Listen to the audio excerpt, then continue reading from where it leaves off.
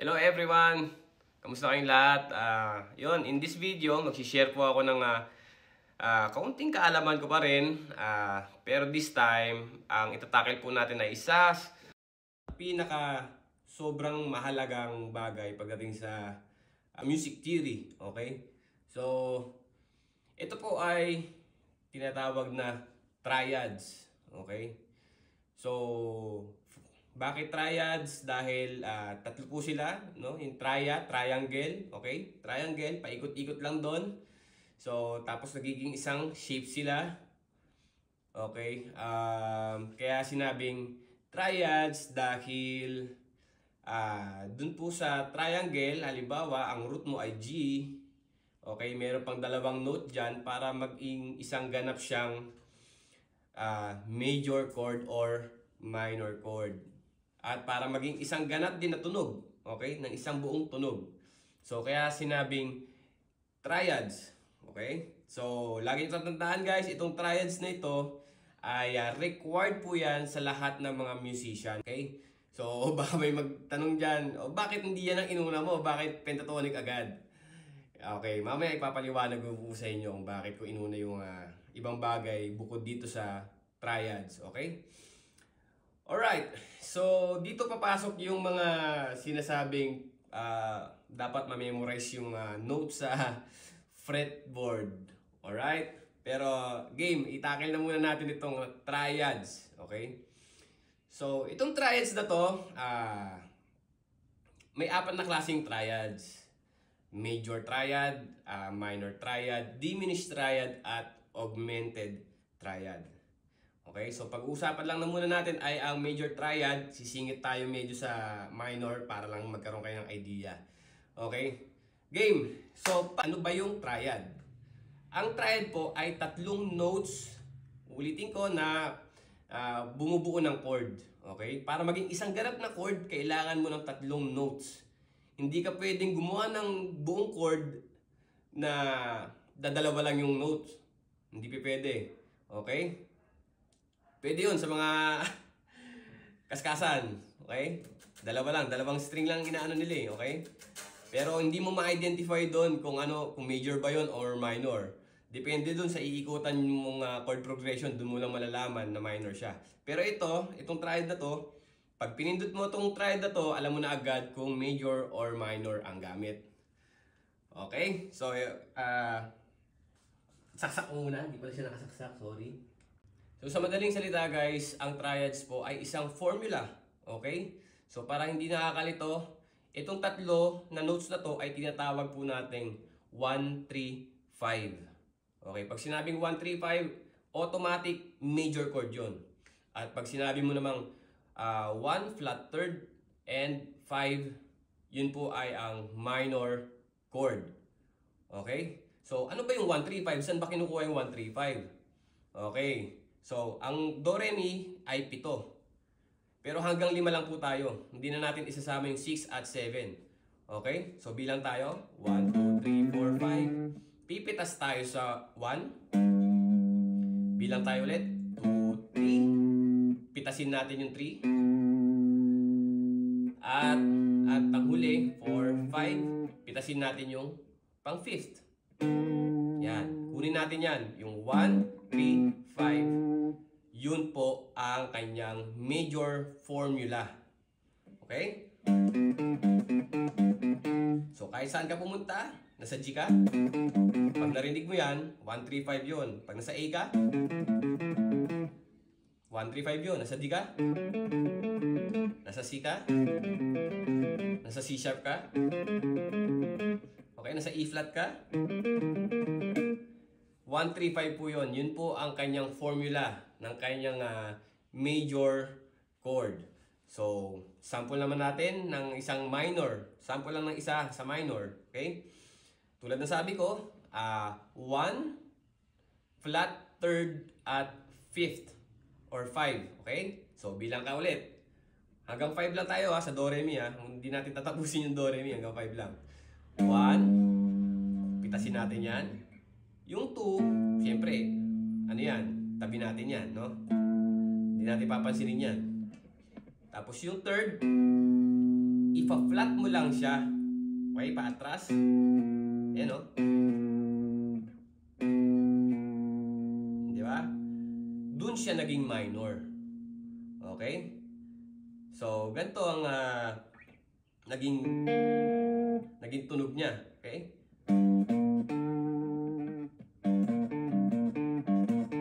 Ito yung major, G major.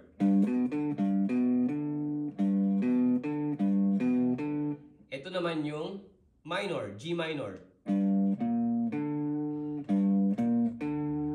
So pag A minor, ganun din. D minor, E minor, E flat minor, C sharp minor, B minor, F sharp minor. So, ayun po ang kanilang mga formula. Lagi nyo tatandaan guys, kapag kukunin yung triads, kailangan alam nyo rin yung note. For example, 135, 135. Dapat alam mo kung anong note yun.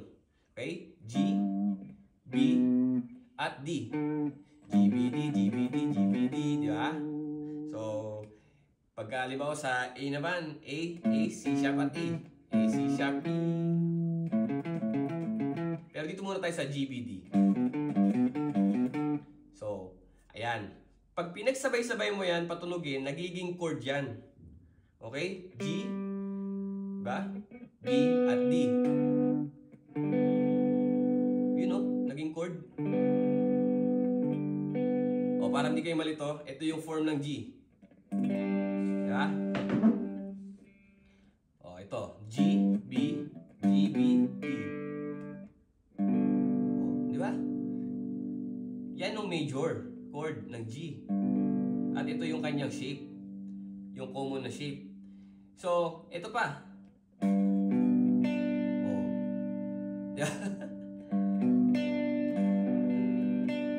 So, idadagdag lang natin tong ano ba to? Pinky dito sa pinakababa.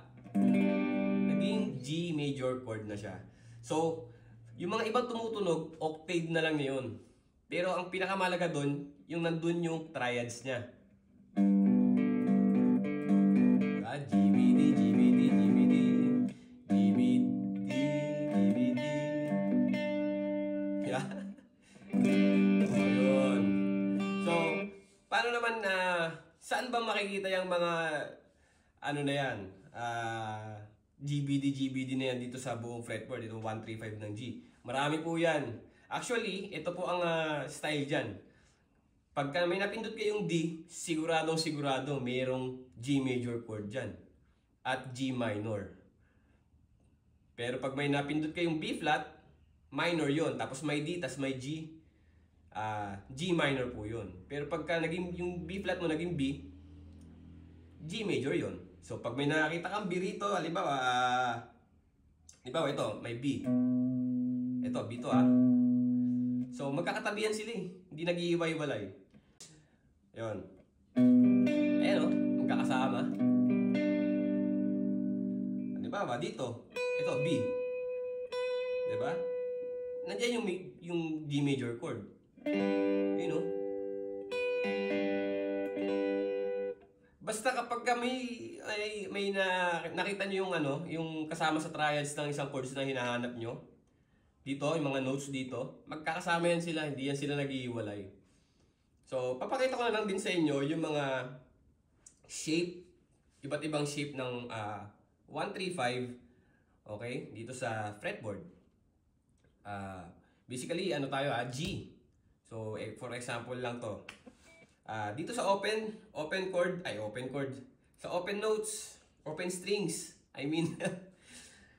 meron po tayong G major dito. So, kung napapansin nyo, di ba, sa open string, meron tayong G, G, meron tayong D, at B. G, B, yan po ang triads ng G. Di ba? Tapos, yung basic na nakikita natin, yung common na nakikita natin sa paggigitara ay ito. Ito ang kanyang triads. Triads din to. At triads din to. Diba? So, lagi sila magkakasama eh. Kaya pag may nakita kang D dito sa buong fretboard, kung nakakalat dyan yung mga notes, nandun yung triads niya ng G. So, yun. Okay? Tapos, triads din to. Ito yung G. Ito yung gantong form. Tatanggalin lang natin ito. So, dito tayo sa sa 5th fret. Yun. Tapos ito. Okay, triads din yan. Triads din to. Ito rin. Okay. Triads din to. Marahil nagtataka kayo, paano naging yun, G major yun, ang taas niya is B. It doesn't matter. Basta kapag nabuo mo yung yung tatlong note na yan, na nagbubuo yung formula niya, G pa rin yan. Ayun, no?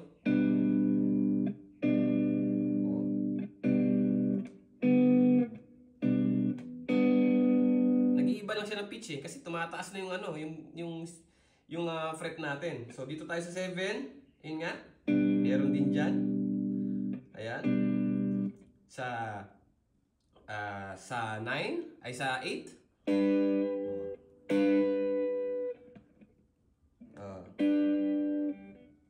Sa 11.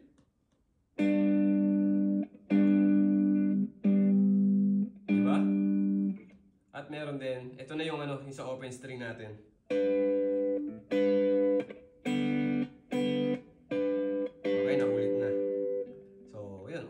Yan.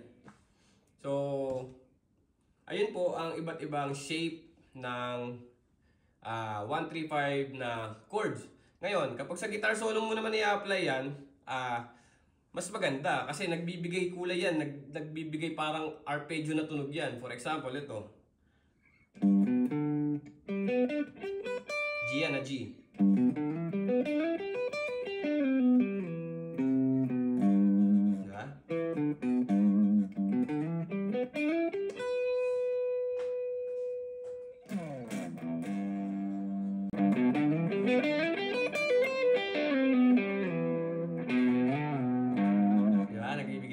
Nagbibigay siya ng kulay. Depende kasi sa atin kung paano natin gagamitin yung triads, di ba? Pero basically, itong triads na to is, ito po ay foundation po yan eh. Ng kahit saang aspeto ng musika, talagang kailangan mo nitong triads na to. Mapa-jazz, lahat ng genre. Okay? Talagang, yun yung kanyang foundation, yung triads lagi. So, for example, gawa tayo ng gamitin natin itong triad sa chord progression na G, D, E minor, C, di ba? G, D, E minor, C. Okay. So ito yan. G, tapos D, E minor, tapos C. Tapos balik sa G. Ay.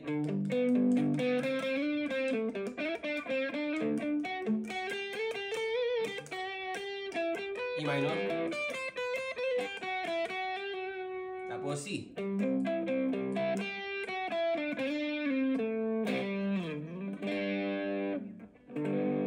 So, madalas gamitin yun nila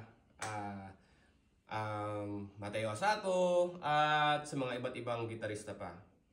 Ngayon, so required to na ma-memorize nyo talaga dahil kasama ito sa kasabay ito sa pag-memorize ng inyong mga notes sa fretboard. Okay? So, hindi naman pwedeng inaaral nyo yung triads na hindi nyo naman alam kung ano pinipindot nyo. Hindi naman basta 1-3-5 lang kaya kailangan nyo malaman. Siyempre, kailangan mo malaman kung ano yung 1-3-5 mo. kung ano yung mga notes na bumubuo dun sa 135 mo para maging isang chord. Okay? So kapag pinractice nyo itong 135 na to or 1 flat, third 5, sure na sure naman ako sa inyo talaga namang mag-i-improve kayo ng malala. At mamememorize nyo pa yung mga notes sa fretboard nyo. At igagaranti kong totoo po yan. Okay? So, lalo na kapag ina-apply nyo yan sa mga solos. Alam nyo ba sa pentatonic meron ding triads dyan? Ito yung major pentatonic triad. Diba? C.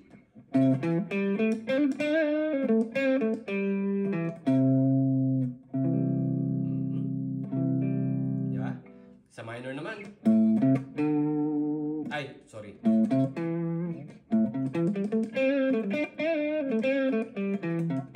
Diba? Nandun yung triads, diba? So, yun lang.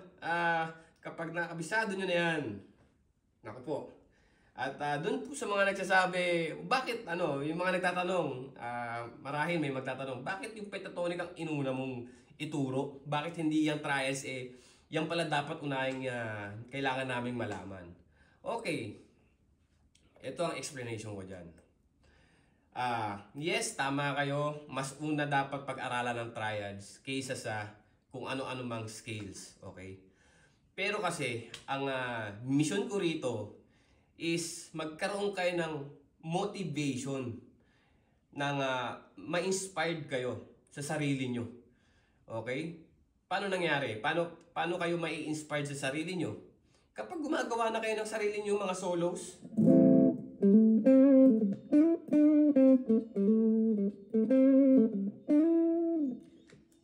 kasi kapag nakagawa na kayo ng mga sarili nyong music or improvisation, magkakaroon na kayo ng thought na magsaliksik or mas mag-enhance pa. Okay? So doon na papasok yung curiosity nyo at eagerness kung ano pa yung gusto mong matutunan. Kasi nagagamit mo na siya. Nagagamit mo na yung pentatonic. Diba? Ngayon, itong tinuturo ko, triads. Okay? Mas inuna ko yung pentatonic isa sa triads. Ngayon yung i-apply yung triads sa pentatonic. Hindi kayo maboboard. Okay? Kaya inuna ko yung pentatonic. Basically, para hindi kayo maboard. Para may ginagawa na kayo, naririnig nyo na yung sarili nyo na nag-i-improve kayo, nag-i-enhance na kayo, di ba? Nagagamit nyo na yung emotions nyo, nare-release nyo na yung emotions nyo through your instrument. Di ba? Ngayon, nagturo ako ng triads, idadagdag nyo na lang, at mas lalo nyo pang may enjoy. Di ba? At mas lalo pa kayong gaganahan. Okay? So yun lang guys. Yun, lagi nyo tatandaan guys hindi ko sinasabing sabay-sabay nyo i-memorize itong triads. One at a time lang. For example, nasa G major ka, G triad, triads ng G. Doon lang muna. Kabisaduhin mo muna yung mga shape ng triads dito sa fretboard. Okay? Huwag kayong nagmamadali. Hindi naman, sabi nga ni Bini, ang buhay ay di karera, di ba? So, relax lang. Enjoy nyo lang. Okay? Nag-triads lang ganyan, di ba?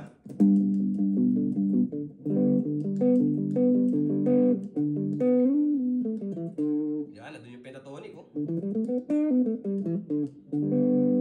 So, ayun, relax lang. One at a time lang, okay? Tapos, yun, balik kayo sa pentatonic, di ba? Yung lesson na pentatonic. Pag nagsawa sa dalaw naman kayo dun sa triads. Pag ganon lang, alternate lang. Okay? Pag nagsawa kayo sa pentatonic, dun muna kayo sa triads. Pag nagsawa sa triads, balik muna sa pentatonic. Kasi yung dalawang yan talaga, pag na-master niyan, wala na, tapos na ang boxing. So yun lang guys, at yung pagmamaster ng pag-memorize ng notes sa fretboard, damay yan. Damay-damay na yan sila, Okay? So yun lang guys, maraming salamat sa inyong mga suporta. At ako po ay lubusan nagpapasalamat naman talaga dahil pa 10,000 followers na po tayo. Okay, wala pa po tayong 1 month at papunta na tayo sa 10,000 followers.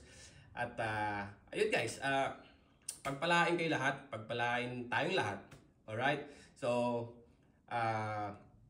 pwede nyo rin ako makita sa YouTube at sa Facebook kung gusto nyo makadalaw-dalaw or gusto nyo ma-save yung mga ibang videos ko. At kung gusto nyo akong i-chat, yes, kahit Kahit kanina yung itanong, nagre-reply po ako. Basta hanggat kaya ko. Okay? At yun, pag mag-chat po kayo sa akin, magtanong po kayo, or mag-send po kayo ng mga videos nyo about dito sa mga natutunan nyo sa mga lessons natin. Magiging ma-appreciate ko po yan at magiging masaya ako. Okay? Na siyempre, nag-i-improve kayo. So, yun lang naman ang tanging aking mission. So, ayun guys, at laging tatandaan kapag pagaling na napapansin nyo nag-i-improve na kayo, lagi nyo tatandaan guys, huwag maging mayabang. Yun ang number 1 eh. Yung huwag maging mayabang at huwag nyo pupunahin yung ibang gitarista or ibang musician. Just do your job as a musician, mag-improve ka lang mag-improve. Ayaan mo silang magsabi sa'yo kung gaano ka nakagaling.